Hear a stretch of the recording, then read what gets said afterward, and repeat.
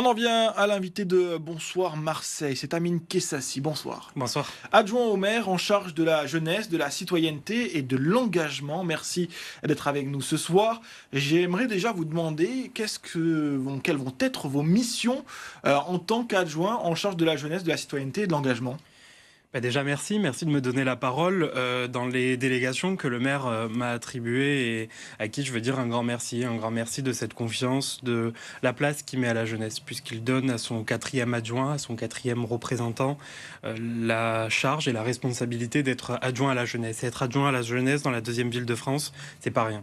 Dans une ville où les étudiants ont à combattre la précarité alimentaire, ont à combattre les problèmes de logement, les questions d'insertion professionnelle, les questions de transport. Nous avons ce matin eu une nouvelle présidente de la RTM, Samia Ghali, qui saura se montrer attentive à ces enjeux de mobilité pour la jeunesse.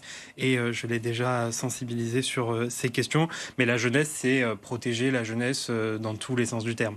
Les protéger face aux enjeux du narcotrafic, les protéger face à la prévention de la délinquance. Et dans les délégations que le maire m'a attribuées, j'ai également l'état civil, les bureaux municipaux de proximité, mais aussi le conseil local de la prévention de la délinquance et de la radicalisation, dans lequel je compte bien inclure des questions et des thématiques de jeunesse. Alors justement, quelles sont les premières missions que vous allez avoir à charge concrètement? Comment ça va se matérialiser dans les prochains mois, votre action au sein de cette mairie de Marseille?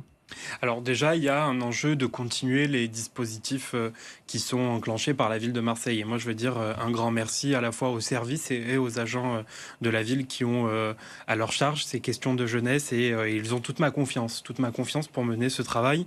Je veux également remercier Edir Hamdan, mon prédécesseur, qui occupait cette fonction d'adjoint à la jeunesse. On a sur la ville, je vous ai apporté quelques chiffres pour qu'on puisse donner des exemples concrets de ce que sont les politiques de jeunesse. On a à Marseille un bus de la jeunesse. Et ce bus, il a enregistré près de 70 sorties. 70 fois où ce bus est allé sur le terrain, rencontrer des jeunes, leur parler de leurs droits, leur parler des fêtes, leur parler de la programmation à Marseille, de l'été marseillais. On a notamment un dispositif du Code de la route où 735 jeunes de 16 à 30 ans ont pu bénéficier notamment de cet accès, de pouvoir avoir un code de la route qui soit pris en charge par la ville, un code de la route qui leur soit facilité, qui leur soit expliqué. On a des jeunes qui ont été accompagnés sur le dispositif BAFA, 117 jeunes. Sur ces 117 jeunes, il y en a près de 80 aujourd'hui qui travaillent dans des centres d'animation, dans des centres sociaux. Et en fait, tous ces dispositifs, ils sont accentués. Dans quelques semaines, j'irai présenter au maire de Marseille ma feuille de route pour ce mandat sur ces questions de jeunesse. Et je ferai de la prévention de la délinquance, mais aussi, permettez-moi de le dire, de permettre aux jeunes, non pas juste d'avoir des dispositifs d'insertion, de lutte, de questions sociales qui sont essentielles et primordiales, mais aussi que la jeunesse, elle puisse respirer, elle puisse vivre, qu'elle puisse s'amuser, qu'elle puisse espérer, qu'elle puisse croire, qu'elle puisse sortir la nuit, qu'elle puisse pouvoir vivre dans une ville qui à la fois sait les protéger, mais une ville qui aussi sait les regarder et les regarder en face. Et il y a notamment le conseil municipal des jeunes, avec qui j'ai déjà eu un échange samedi dernier. On s'est réunis et ce conseil municipal des jeunes, ces jeunes qui représentent les jeunes marseillais, vont être à mes côtés durant ce mandat et vont participer activement et pas comme on a pu le faire, prendre une photo avec des jeunes et dire regardez, on a des jeunes avec nous.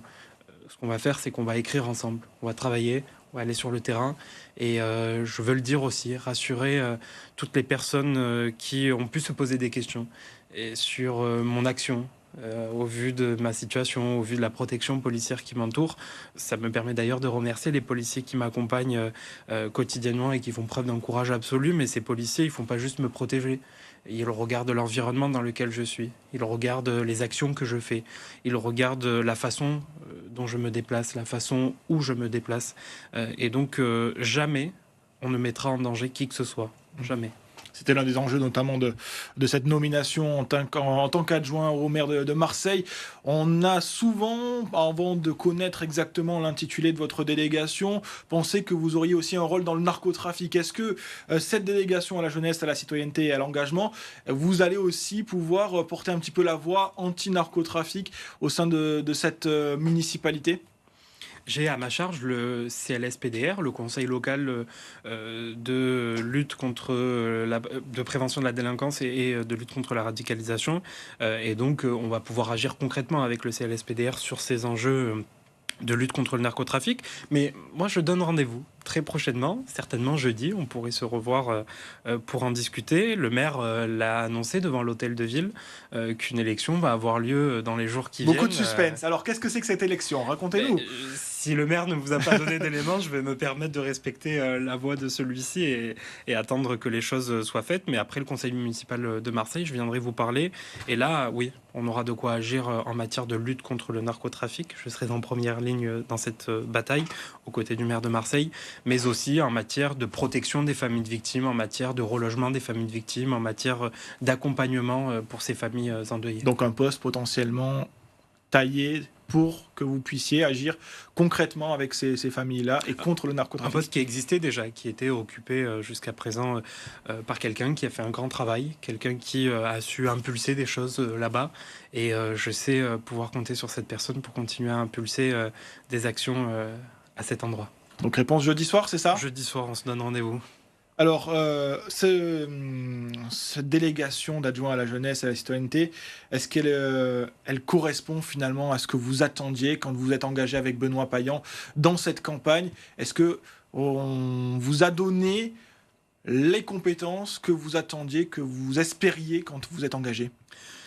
Vous savez, le maire de Marseille, c'est lui qui décide de quels attributs, quelle part de sa délégation, puisque c'est une délégation que lui a, qu'il attribue à ses adjoints, me fait un grand honneur, celui d'être la voix, d'être en quelque sorte le visage de la jeunesse marseillaise. Et ça implique une grande responsabilité. On est dans une ville de jeunes, une ville dynamique.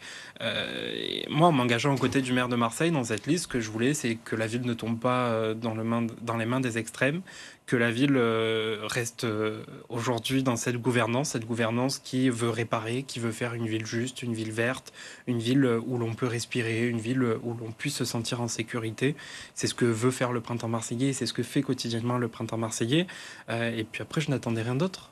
Donc aujourd'hui, bien sûr que j'attendais de m'investir, de me mobiliser aux côtés du maire.